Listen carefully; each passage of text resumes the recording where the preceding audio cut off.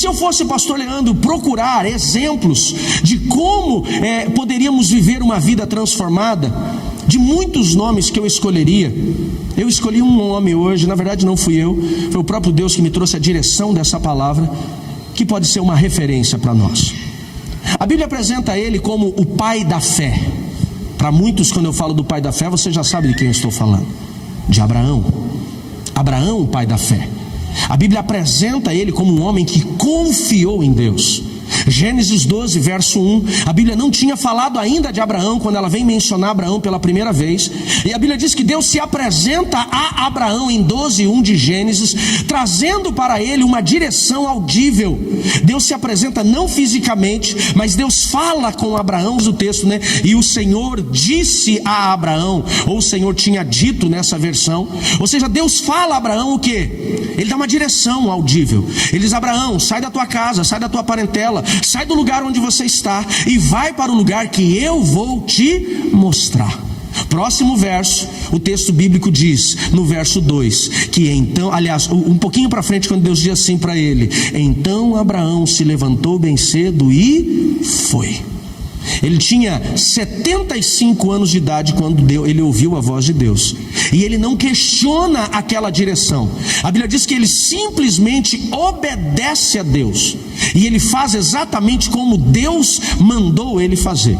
Essa é uma das primeiras menções da Bíblia para Abraão, e é talvez por essa e muitas outras que a Bíblia vem apresentar Abraão como o pai da fé. O que é a fé? Não é você viver, não é você decidir pelos seus olhos, é você decidir confiando em Deus. Quem está aí, diga amém.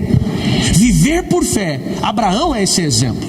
Abraão não foi apenas apresentado para nós como o pai da fé, mas ele é apresentado para nós também como o amigo de Deus. Amigo de Deus, que até quando Deus vai tomar a decisão de mandar enviar juízo para Sodoma e Gomorra, ele compartilha da sua decisão com Abraão, e Abraão tem até a oportunidade de interceder para Sodoma, dizendo: Deus, mas se tiver 50 justos naquela cidade, o senhor não poupa? Deus falou: eu poupo. Ele pensa um pouquinho e fala: rapaz, não tem 50? E se tiver 40, o senhor poupa? Deus falou: a seu pedido eu poupo. Ele dá mais uma avaliada e falou: rapaz, eu acho que não tem 40. Ele falou: mas se tiver uns 20, Deus falou: eu poupo. O nível de relacionamento que ele tinha, onde o próprio Deus o chama de amigo. Abraão não foi apenas o pai da fé, Abraão não era apenas o amigo de Deus, mas Abraão, ele se torna como o pai da nação de Israel. A nação de Israel que nós vemos hoje. Israel, essa potência bélica e científica, por mais que passa por tantas perseguições, por mais que é rejeitada pelo mundo árabe, e hoje começa a ser até rejeitada por parte do mundo ocidental, mas continua sendo a nação de Deus. Deus separa de Abraão a nação de Israel. Ele diz: de você eu faria uma grande nação, uma nação sacerdotal. O que é uma nação sacerdotal? O sacerdote tinha o papel de levar o povo para Deus. Então a nação sacerdotal tinha o objetivo de trazer todas as outras nações para Deus. Deus fala: vai ser a partir de você, vai ser a partir da tua descendência. Então ele era o pai da fé, ele é o amigo de Deus, ele é o pai da nação de Israel, escolhida por Deus para ser sacerdote sobre as outras nações. Mas não foi o suficiente. Abraão também foi um homem muito próspero. A Bíblia diz que por ele obedecer a Deus, Deus o enriqueceu. Enriqueceu de tal forma que chega um momento que ele e o sobrinho os pastores dele e do sobrinho começam a ter problemas, porque o rebanho era tão grande, não tinha água e pasto suficiente. Ele ficou rico. Deus o abençoou de uma forma extraordinária, provisão. Se isso não bastasse, nós vemos também Abraão, um guerreiro, um homem de batalhas que não perdia as guerras. A Bíblia diz que Abraão, ele entra numa batalha contra 3 reis com apenas 318 homens para resgatar o sobrinho Ló, inclusive, que havia sido sequestrado, e Deus deu graça, e com 318 homens ele venceu 3 exércitos. Então eu posso dizer para vocês, sim, Abraão é uma referência para nós. Ele é extremamente relevante e pode ser um exemplo. Agora, para Abraão chegar onde ele chegou, para ele ser quem ele foi, preste atenção nisso, ele precisou trilhar um caminho, Vini. Ele precisou tomar algumas decisões, e é baseado nas decisões de Abraão que hoje eu quero compartilhar com vocês esta mensagem, inspirada pelo Espírito Santo. de quais foram os passos que Abraão deu, quais foram as escolhas que Abraão fez para chegar exatamente onde ele chegou, e para que nós possamos ter isso como uma referência e um exemplo para nós. O primeiro passo de Abraão está exatamente no Gênesis 12:1 que nós lemos ali, quando Deus aparece para Abraão. Não aparece para Abraão, melhor dizendo, Deus fala com Abraão, e Deus falando com Abraão, Teia, Abraão ouve e obedece. A Bíblia diz que Deus fala para ele: sai da tua parentela e vai para o lugar onde eu estou te mandando, e ele não discute. Nós não vemos Abraão chamando Deus dizendo assim: ok, Senhor, senta aqui, vamos conversar um pouquinho. Vou para onde? Que lugar que você vai me mandar? É bom? Tem água? Tem lugar para as crianças brincarem, já que o Senhor vai me dar filhos? Vou ter problema no caminho? Vou ter que resistir a alguém? O Senhor vai mandar algum anjo comigo? A Bíblia não diz que ele discute com Deus. A Bíblia diz que apenas ele ouve a Deus e ele obedece. Diga comigo: obedeceu. Ele obedece. Quando ele ouve a voz do Senhor, ele caminha em direção àquilo que Deus deu a ele como direção. Talvez algumas pessoas não estão rompendo no seu casamento, na sua vida profissional, na sua vida sentimental, nos seus negócios. Por quê? Porque ele tem ouvido Deus, mas não está obedecendo a Deus. Ele acaba querendo fazer do seu jeito, ele acaba rejeitando a direção de Deus, e talvez é por conta disso que ele está patinando. As coisas estão travadas na sua vida.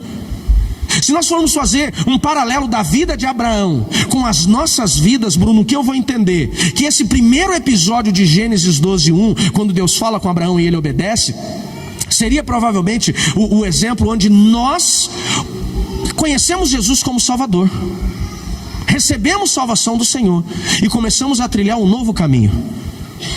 Agora a minha pergunta é: só obedecer a Deus e sair do lugar onde ele estava e ir para um novo lugar foi o suficiente para Abraão ser abençoado, próspero, poderoso como ele foi? Sim ou não?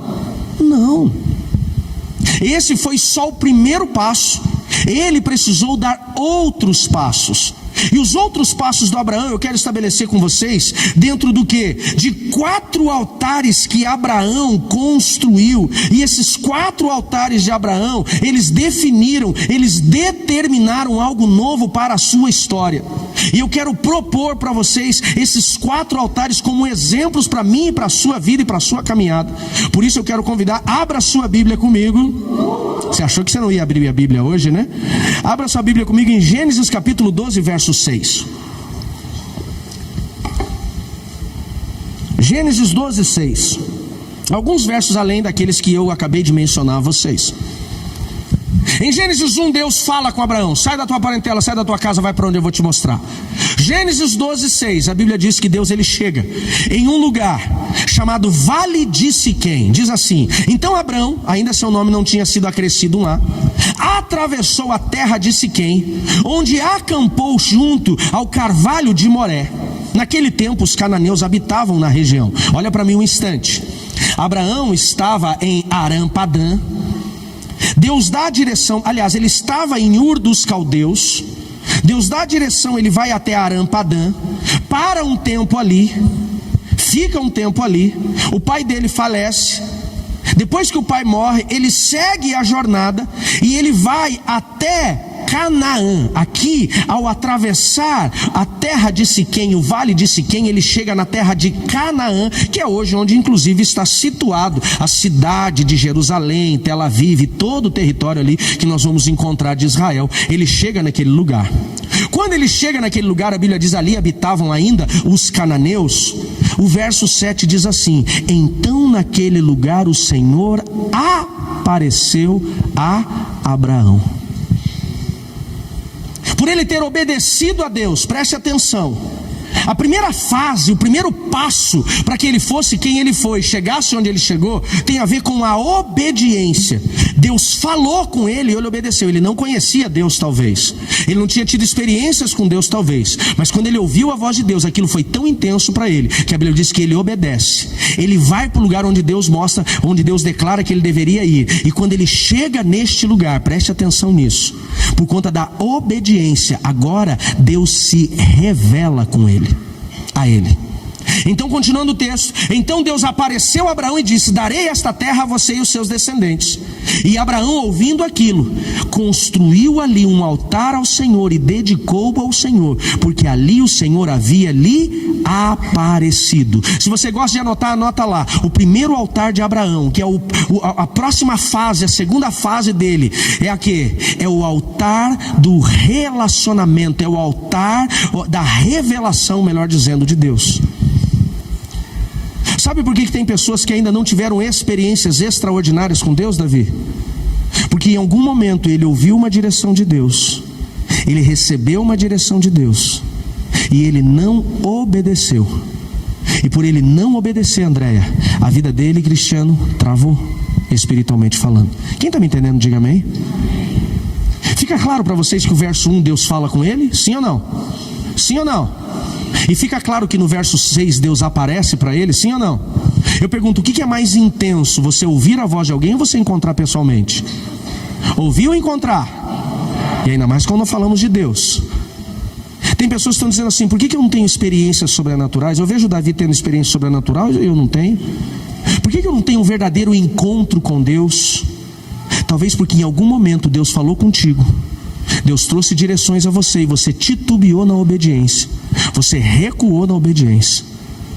Nós precisamos entender que nesse verso 7, a obediência de Abraão, Everton, traz para ele dois resultados extraordinários. O primeiro resultado, Deus se revela a ele, agora ele vê. A Bíblia diz: Deus apareceu, por mais que tenha sido numa teofania, através de uma pessoa angelical, Deus aparece para ele. Ele tem um encontro real, visível com Deus, posso dizer até materializado. Pastor, eu quero ter experiências sobrenaturais com Deus. Comece a obedecer. Comece a obedecer. Existem coisas que talvez você vai ser questionado, ou você vai ser provado, melhor dizendo, por Deus, só para, preste atenção nisso, Deus conheceu o seu coração obediente. Tem coisas que não é porque é prejudicial. Tem situações que Deus diz não para você porque é prejudicial, mas tem outras que Deus está provando a sua obediência. E quando você é obediente aqui, Ele te leva para um outro nível. Quem está me entendendo, diga amém. Quando Abraão, ele obedeceu, ele primeiro ouviu. Depois que ele ouviu, agora o que aconteceu com ele, Rafael? Agora ele viu Deus. E quando Deus apareceu para ele, ele não só teve um encontro com Deus, mas ele também teve um encontro com o propósito. Preste atenção no verso 7, diz assim: o Senhor apareceu a ele e disse: darei a você e os teus descendentes esta terra. Deus revela onde ele estava. Deus diz: é aqui que é para você ficar, Abraão. Deus revela o lugar, Deus revela o propósito, Deus revela, inclusive, da continuidade, a revelação da identidade que ele tinha para Abraão. Tem muita gente que não entende qual é o propósito de Deus para a sua vida, porque ele não está obedecendo, ele não está ouvindo. E se você não ouvir Deus, por que ele vai se revelar a você? Se você não tem ouvido a voz dele, por que ele vai aparecer para você? Não tem porquê, se você não dá continuidade a isso. A Bíblia diz que aquilo foi tão intenso que ele faz um altar, e esse é o primeiro altar. Ele constrói um altar e diz: este altar é dedicado ao Senhor, porque aqui eu vi Deus. O altar da obediência gera a revelação de Deus. Quem está aqui comigo, diga amém. A Bíblia diz que quando ele chega ali, ele entende Deus, ele reconhece Deus, ele tem essa experiência sobrenatural com Deus. Porém, ele também tem uma frustração depois que Deus fala com ele. Ele começa a trilhar a terra de Canaã, e a terra de Canaã, a Bíblia diz que estava seca, era uma terra deserta. E por aquela terra ser deserta, Abraão pensa que o tempo talvez não era aquele, ou não era exatamente aquele lugar. O coração dele começa a ter dúvida em algum momento.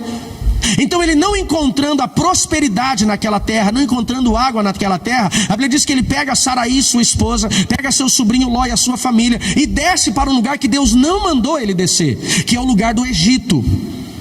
E ele vai para o Egito. Chegando no Egito, a Bíblia diz que ele fica receioso de perder a sua esposa, a mulher que estava com 60 anos de idade. Ele diz para a mulher: imagine a 60ona. Ele diz assim: meu bem, vamos fazer o seguinte, vamos falar para o povo aqui que você é minha irmã, que você é bonita.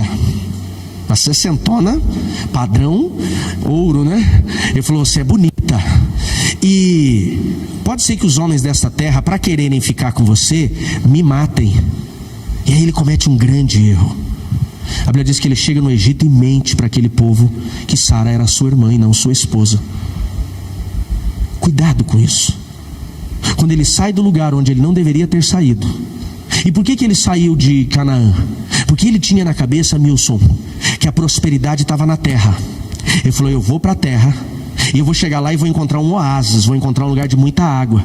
Só que ele não entendia que na verdade a prosperidade, Jonathan, não estava na terra, a prosperidade estava nele. A terra era seca porque quem ia mudar a situação da terra era ele. Quem está entendendo, diga amém. Tem muita gente querendo mudar de cidade, querendo mudar de bairro, querendo mudar de país, pensando: se eu for para a América, lá na América eu vou ficar rico. Meu irmão, se você está estrupiado aqui, arruma a sua vida primeiro aqui. Porque se você estiver estrupiado aqui, você vai para a América, todo mundo é próspero e você se arrebenta. Quem está entendendo, diga amém. Você pode falar: não, mas a Europa, olha, a Inglaterra é a moeda mais valorizada do mundo. Olha, 7 reais e alguns centavos uma libra. O negócio lá é bom, meu irmão. Pode ser próximo para todo mundo, mas se a maldição está com você, onde você chegar a maldição vai junto. Porque quem te abençoa é Deus e não a terra. Quem me entende, diga amém. Deus abençoa você e você abençoa a terra. Quem me entende, diga amém. Ele não entende isso.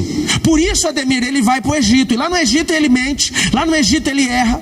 Lá no Egito depois Faraó descobre a mentira dele. Nós encontramos a primeira história de deportação de países da Bíblia. Ele é deportado do Egito. Mas uma coisa, mesmo ele estando no lugar errado, a Bíblia diz que, porque tinha uma promessa na vida dele, ele enriquece. E ele volta agora para Canaã, para o lugar seco. E quando ele volta em Canaã, o sobrinho dele e ele estavam ricos, porque Ló estava andando com a pessoa certa. Cuidado com quem você está andando. É Abraão que estava andando com a pessoa errada, que era Ló, mas Ló estava andando com a pessoa certa. Porque Abraão estava sendo próspero, então Deus prosperou também Ló, derramou sobre ele. E eles enriqueceram Darcy tanto, que a Bíblia diz que os pastores de Ló e Abraão, já até comentei isso, começam a ter intrigas. Então Ló e Abraão sentam e o sobrinho diz: tio, nós vamos ter brigado daqui a pouco por causa disso. Vamos separar? Abraão falou: ok, vamos separar. Ele diz: escolhe para onde você vai. Se você for para a direita, eu vou para a esquerda. Se for para a esquerda, eu vou para a direita. Ló olha para um lado, ele encontra o quê? Os carvalhais de Manre, a terra de Canaã, o deserto. Ele olha para o outro lado e ele vê o quê? As campinas de Sodoma, a Nova York da época. Ele fala: ei, sou bobo? Eu vou escolher Sodoma. Eu vou escolher Gomorra, por mais que fossem cidades pervertidas. Ele falou: eu vou para lá. E Abraão faz o quê? A Bíblia diz que Abraão, ele aprofunda no deserto. Agora vai comigo em Gênesis 12, verso 8. Aliás, eu cheguei lá na frente antes do que eu deveria. Eu fui mais longe. Mas vamos em Gênesis 12, 8. Antes dessa história tem um outro episódio, eu estou empolgado. Vai comigo no verso 8, que nós acabamos de ler, o 6 e o 7. Diz assim, ó: dali de onde ele estava, que nós acabamos de ver a terra de Canaã, que ele chega, ali na terra de Siquém. O verso 8 diz assim: dali Abraão saiu e viajou para o sul, acompanhou a região montanhosa, entre Betel, a oeste da cidade de Ai, que está a leste. Então ali ele construiu mais um altar dedicado ao Senhor. Olha para mim. Ele saiu de Siquém, ele continuou a caminhada de Siquém, e na caminhada de Siquém, já no território de Canaã, ele encontra uma segunda cidade chamada Ai. Ai mesmo, como se fosse Dor. Só que a cidade de Ai, Renata, ela tinha um problema. Ela era uma cidade de escombros. Ai, em hebraico, ele significa isso mesmo: um montão de ruínas. Era uma cidade de destruição. Ele passa por aquela cidade, e se você não prestar atenção no contexto cultural da história, você não entende o porquê que ele constrói um altar. Os historiadores dizem, principalmente Flávio Joséfo, ele diz que quando ele passa pela cidade de Ai, essa cidade de ruínas, essa cidade de escombros, ele olha para aquele lugar e o coração dele fica amargurado com aquilo, com tanta destruição. Quando ele passa pela cidade de Ai, entre Ai, né, na sua caminhada, e a próxima cidade chama-se Betel. Diga comigo assim: Ai, diga lugar de ruínas. Agora diga comigo: Betel, diga casa de Deus. Ele, para chegar em Betel, que significava a casa de Deus, ele passa pelas ruínas. Então, no meio da jornada, entre a casa de Deus, Betel, e a cidade de Ai, pastora Vanessa, ele olha para aquele lugar e ele diz: eu não quero mais voltar para esse lugar de ruínas. Eu não quero voltar mais para esse lugar de destruição. Então, no meio da caminhada, antes de trilhar o caminho da casa de Deus, a Bíblia diz que ele constrói um segundo altar. Por que ele construiu um segundo altar aqui?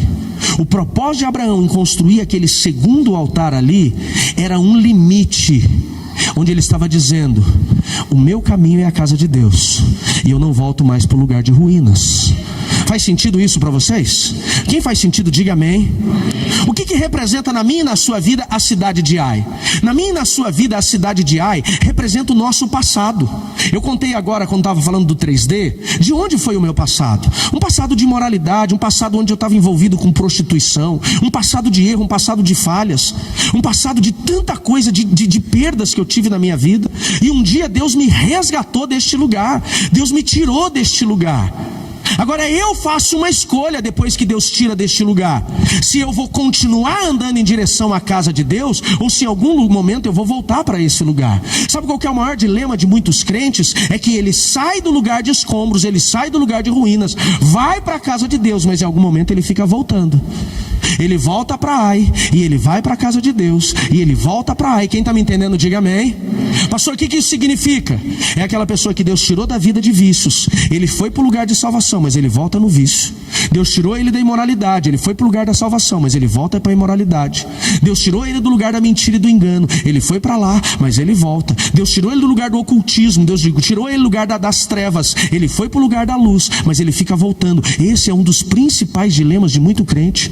Abraão, quando ele passou por Ai, ele falou: nesse lugar eu não volto mais. O altar significa um lugar de entrega. O altar significa um lugar de consagração. O altar ali significa um limite. Ele falou: eu estou colocando o limite entre o meu passado. E você podia ter dado um glória a Deus. Vocês estão cansados? Estão desanimados? Não? Quem está aí, diga amém.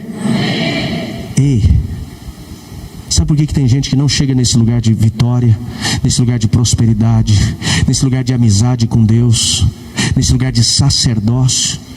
Porque ele fica voltando para Ai constantemente.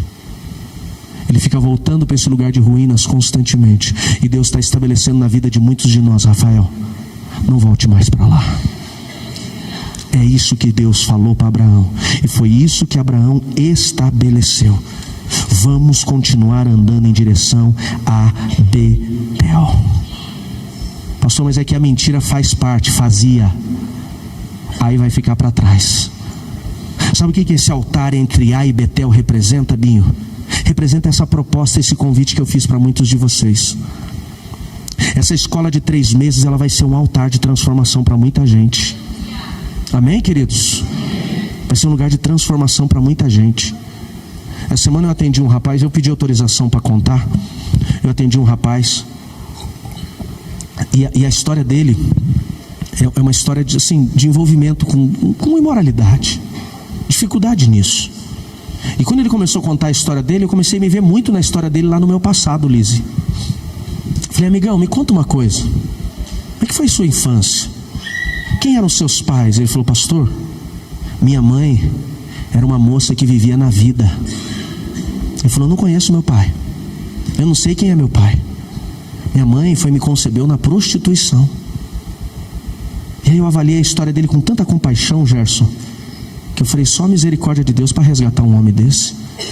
Eu falei: mesmo ele vivendo os desafios que ele vive, ele ainda está vivendo a misericórdia de Deus e não está pior. Quem está me entendendo, diga amém. O problema, sabe o que é? É que ele continua voltando para Ai. Mesmo sendo resgatado por Jesus, ele continua visitando o lugar da ruína da vida dele. Eu falei para ele: deixa eu te convidar, vem para essa escola quinta-feira. Eu não quero o seu dinheiro. Eu falei: inclusive, se não tiver dinheiro, não precisa pagar. Vem para essa escola na quinta-feira. Estabelece um altar de limite, dizendo: para esse lugar eu não volto mais. Ele começou a chorar na minha frente, falou: eu vou. Eu não quero mais isso para mim, não. Eu estou cansado de viver na ruína. E talvez tem gente aqui que precisa estabelecer um limite. Amém, queridos? Depois desse segundo altar, que agora chama-se o altar da separação, então que Abraão ele vai lá para o Egito, que eu adiantei a história.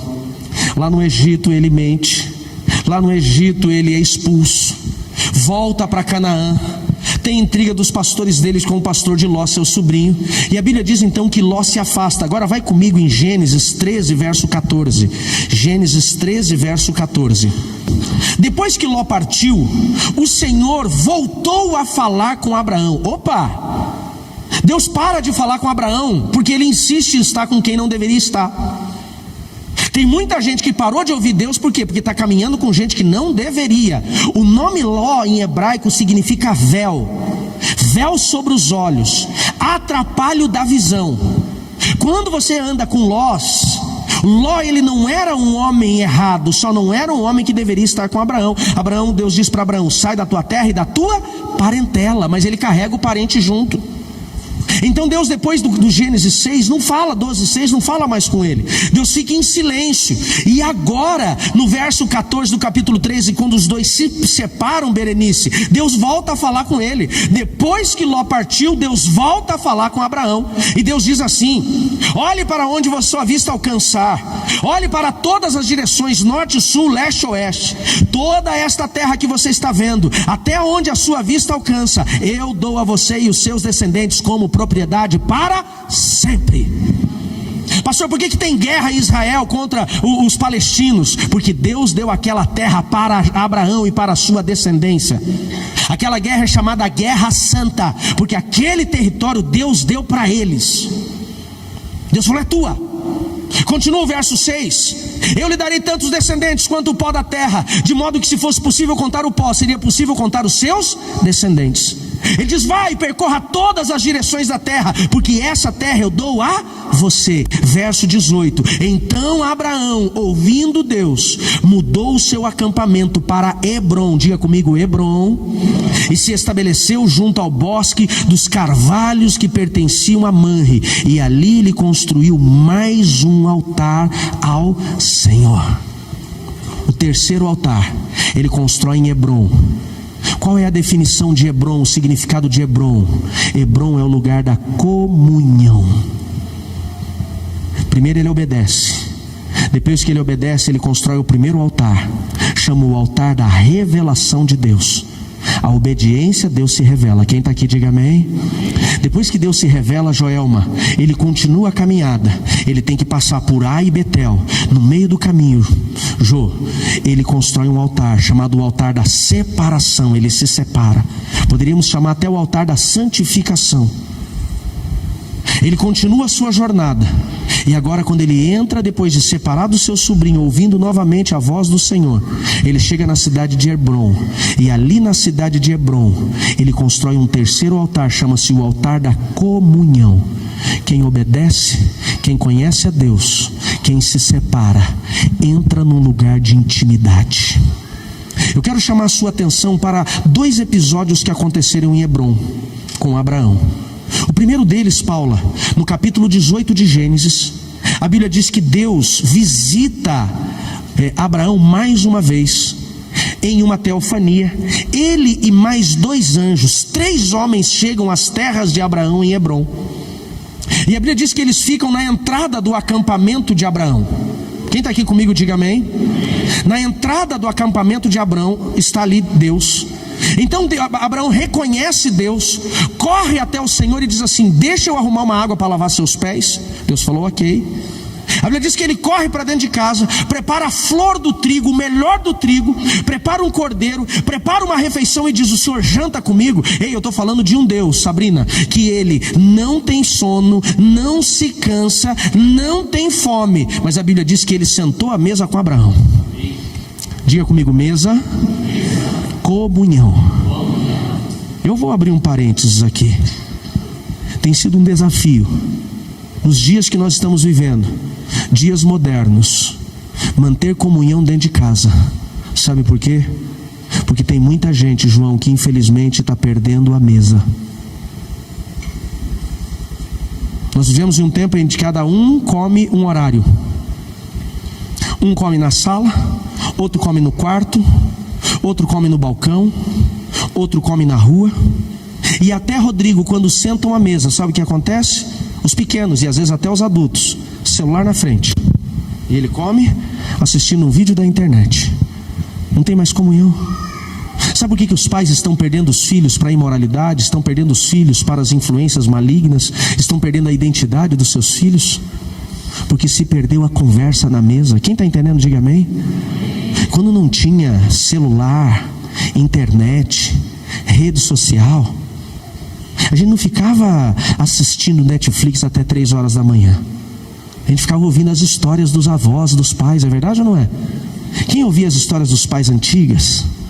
E a gente ficava fazendo uma novela na cabeça, não fazia? Eu lembro que meu pai dizia assim: no tempo da minha solteria. Eu falava: mas que desgraça é essa de solteria? Ele diz: no tempo que eu era solteiro, a linguagem mais antiga, era o tempo de comunhão. Nós estamos perdendo esse tempo de comunhão. Nós estamos perdendo a mesa. E traga seus filhos para a mesa. É a comunhão que gera intimidade. Voltando para Abraão, quando Abraão recebe Deus, o que ele faz? Deus senta à mesa com ele. Hebrom é o lugar de intimidade. Pastor, como é que eu posso ter intimidade com Deus? Você tem que se relacionar com Ele. Você tem que conversar com Ele. Tem muita gente que quer ter a bênção de Deus, mas ele não tem tempo com Deus. Não adianta ler a Bíblia só quando a casa cai. Não adianta orar só quando está passando pela angústia. Você quer se prevenir da angústia? Tenha relacionamento com Deus constantemente. Quem está me entendendo, diga amém. Hoje nós encontramos um tempo, e com todo respeito eu digo isso, coloque amor nas minhas palavras. Nós encontramos um monte de crente que o cara está correndo atrás de profeta. Eu amo o ministério profético, amo o ministério profético, creio no sobrenatural de Deus. Mas se você prestar atenção, 80% das vezes que Deus levantou profetas na Bíblia é porque o povo estava longe demais de Deus, Maurício, para ouvi-lo. É verdade ou não é? O que falar de Jeremias, Zacarias, Malaquias? O que falar de Ezequiel? O que falar de Ageu, Amós, Oséias? Eram profetas que Deus levantou porque o povo estava surdo demais para ouvi-lo. Por que nós não precisamos de profeta? Não é que não precisamos, mas se você tem a revelação da palavra todos os dias, Deus não precisa ficar levantando profeta para falar contigo. Ele vai falar com você através da palavra. Quem está entendendo, diga amém. Encontramos 3 tipos de crente. O primeiro, que nunca ora, que nunca lê a Bíblia. O segundo, que ele só ora e lê a Bíblia quando a casa cai. E o terceiro, ele chega na presença de Deus, ele fala e vai embora. E Deus fica assim, esperando para ouvir, ele não ouve mais. Ei, nós temos que ser aquele que senta, ouve e fala. Pastor, como é que eu oro? O primeiro tempo para você ter um tempo com Deus é quando você abre a sua Bíblia, o seu devocional. Ouça Deus através da palavra. Fala comigo, meditação. Medita na minha palavra dia e noite. Então será como árvore plantada junto aos ribeiros, onde suas folhas não murcham, e tudo que ele fizer prosperará. Quem quer prosperar, diga amém. Então medita na palavra. Eu medito. Depois que eu medito, eu oro em cima daquilo que eu ouvi Deus. E depois disso ainda eu fico em silêncio, para ver se tem mais alguma coisa que Deus quer entregar. Comunhão. É o altar de Hebrom. Amém, queridos? E o último altar. Abra a tua Bíblia comigo em Gênesis 22:1. Gênesis 22:1. E esse para mim provavelmente seja o principal altar. O que faz toda a diferença na história de Abraão. Eu vou parafrasear o texto para a gente ser um pouco mais rápido. Eu tenho apenas 5 minutos para a gente poder encerrar. E eu creio que tudo que nós vamos ler desse texto, algumas pessoas serão conduzidas, terão discernimento de decisões que precisam tomar. Olhe para mim aqui. No capítulo 18 eu falei que Deus aparece para Abraão, e eu falei que ele teve 3 situações, 2, mas na verdade são 3. A primeira delas, Abraão senta à mesa com o Senhor. A segunda delas, Deus revela o seu propósito de trazer juízo sobre a cidade de Sodoma. Deus revela o coração, porque quem tem intimidade vai conhecer o coração de Deus, amém, queridos? Então a Bíblia diz, Luana, que Deus agora começa a falar para Abraão: eu vou trazer juízo sobre Sodoma. E Abraão começa naquele episódio: e se tiver 50, se tiver 40, se tiver 20. Depois disso, os 2 anjos que estavam com o Senhor seguem para Sodoma, e Deus continua com Abraão. E agora Deus traz para ele uma última revelação sobre a sua promessa àquele homem. E Deus diz: Abraão, eu vim aqui porque eu vim trazer aquilo que eu te prometi. sua mulher ficará grávida e lhe dará um filho. Sara estava na outra tenda, ouvindo. Eu acho que Sara era um pouquinho fofoqueira, porque Abraão estava com Deus, e acho que era só um pouquinho, e Sara estava lá na tenda escondida, olha com o ouvido aqui na tenda. E Deus diz assim: sua mulher vai engravidar. O problema é que Abraão tinha 100 anos e Sara tinha 80. E a Bíblia diz que Sara ri. E Deus fala assim: por que está rindo, Sara? Está rindo por quê? E Sara diz lá da tenda dela: eu já sou velha, meu ciclo menstrual já parou, como vou engravidar? Deus falou: ah, filha, tu não sabe quem fala contigo? E o possível você faz, o impossível quem faz? Por que tem gente que não vive o impossível, Miriam? Porque ele não acredita, ele deixou de acreditar. Deus falou: você vai ter um filho, você vai gerar uma criança, o nome dele vai ser Isaque. Ali no lugar de comunhão, porque quando você tem comunhão com Deus, Deus revela o coração dele, ele senta à mesa contigo e as promessas dele se realizam. Amém, queridos? Por que as promessas não estão acontecendo na minha vida? Talvez porque está faltando mesa de comunhão. Agora nasce Isaque, 9 meses depois o menino nasce. O presente de Deus chega para Abraão, e o presente de Deus é tão intenso na vida daquele homem, anda de 100 anos, que ele comete um erro. Ele começa a valorizar mais a bênção do que o abençoador. Tem coisas, Olívio, que na nossa vida, o que era para ser bênção vira maldição, e é o que aconteceu com Abraão. Ele começa a amar mais o menino do que amava a Deus. O tempo que ele tirava para Deus, talvez antes, ele já começa a oferecer para o menino. Então no capítulo 22, verso 1, Deus aparece para Abraão mais uma vez. Verso 1 do 22 diz assim: algum tempo depois, 12 anos na verdade, Deus pôs Abraão à prova. Deus o chamou: Abraão, e ele respondeu: sim, estou aqui.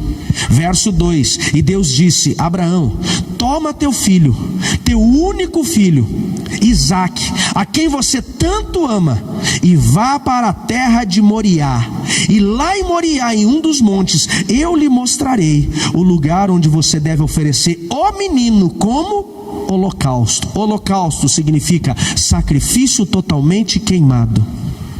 Deus diz a Abraão: eu vou te pedir mais um altar, eu vou pedir o 4º altar, mas nesse altar você vai colocar seu filho. Que Deus é esse que pede o sacrifício de um filho? Que Deus é esse? Que Deus é esse que pede o holocausto de um filho? Um Deus que não quer destruir o filho, mas um Deus que quer restaurar o coração. O quarto altar chama-se o altar da renúncia, o altar da entrega. O coração, Moacir, de Abraão se perde, se afasta de Deus. E Deus, para não perdê-lo, diz a Abraão: tem alguma coisa entre eu e você, e essa coisa ou essa pessoa chama-se Isaque. Tira ele do nosso caminho. Tem muita gente que não está rompendo, que não está sendo sacerdote, que não está prosperando, que não está tendo vitórias, porque ele está fazendo daquilo que Deus colocou na sua vida um ídolo. O que Abraão fez com Isaque era idolatria. E nós temos que entender que para Deus, onde tem idolatria, ele vai destruir o que é ídolo. Pastor, que palavra forte, é para matar meu filho? Não, é tipologia bíblica. O que tem te afastado de Deus? Talvez é isso que você tem que renunciar. Tem situações que nós começamos a perder, e nós falamos: por que eu estou perdendo isso? Será que não é isso que está te afastando de Deus?